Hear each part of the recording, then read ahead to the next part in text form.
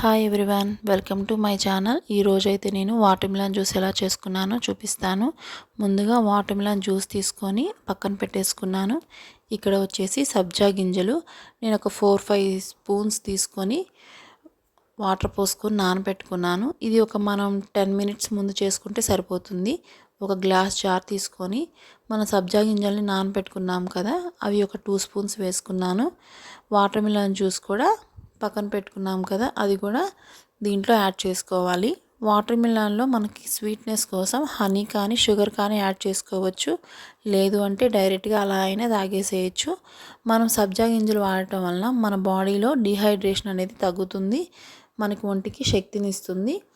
సమ్మర్లో ఇది ట్రై చేయండి. మా పిల్లలిద్దరికి కూడా చాలా ఇష్టంగా తాగారు, చాలా బాగున్నాయి అన్నారు. మీరు కూడా ఒకసారి ట్రై చేయండి. ఎలా వచ్చిందో కామెంట్ రూపంలో చెప్పండి. ఈ వీడియో నచ్చితే లైక్ చేయండి, నా ఛానల్ని సబ్స్క్రైబ్ చేసుకోండి. చాలా బాగున్నాయి, ఒకసారి ట్రై చేయండి. Thank you.